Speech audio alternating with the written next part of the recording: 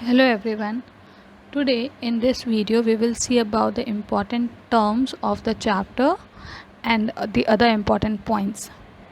State Legislative Assembly. So the Indian, as we all know, the country is divided into different states and states into the constituencies. So the Indian legislature is divided into union and state legislative assembly. Union here is the central government, where member of parliament sits, and the state legislative assembly where the MLAs sit. Union, where the work are done at national level, laws are made at national level. Similarly, the state legislative assembly where things or laws or discussions takes place for the state level. Within that state, the matter of the state. The Chief Minister and other ministers together form the executive part of the state government. That is the one who is responsible to execute the laws in the state. All the MLAs, along with the governor of the state, together form the legislative part of the state government. That is the one responsible for making new laws. The governor is constitutional head of a state, and he or she is appointed by the President of India on the recommendation of the Prime Minister, which means we people do not elect the government, rather he or she is appointed by the President with the recommendation of Prime Minister, who comes to the state and is the head of the state, who makes sure that the Chief Minister as well as the MLAs works as per the Constitution. To be appointed as a governor, a person must be a citizen of India and he or she should have completed 35 years of age. Lastly, the number of MLA in a state is between 60 to 500. That is minimum it would be 60 of any state of India.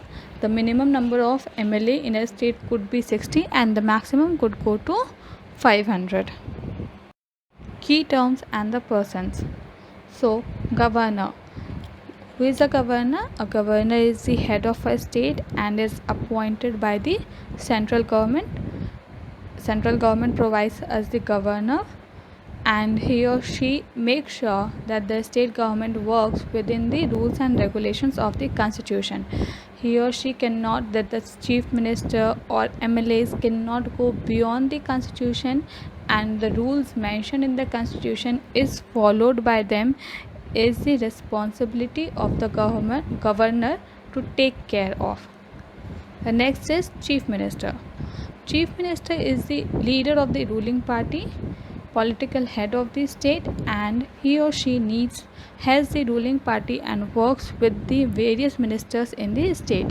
That is, when election takes place, the party that gets the maximum number of seats in the constituency becomes the ruling party, and the head of the ruling party or the leader of the ruling party is the chief minister, which is elected among them only. That, like BJP is the ruling party, the one who has got the maximum number of vote and the maximum number of constituencies, like in case of Himachal Pradesh.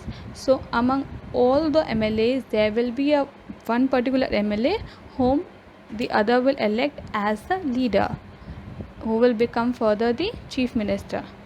He or she is also the political head of the state, who heads the ruling party and also elects various ministers of the state that is required in the state. That is health minister, infrastructure minister, we have education minister, etc. What is Legislative Assembly? An assembly where the elected representatives of the state meet to debate, discuss and formulate laws. That is, a Legislative Assembly is also known as Vidhan Sabha, and it is a place where all the MLAs sit, they make decisions, they take decisions, they make discussion on the topic. Debate takes place where? In Vidhan Sabha, that is the Legislative Assembly. The opposition party or the opposition team used to ask questions and the ruling party used to respond to their queries. Also, the opposition team always tried to raise the problem of the ruling party, which ruling party has to answer them, has to respond to them and tell them how they are better from the opposition party and how much work they are doing for the people, for the public of the state. That's all in this chapter. Thank you.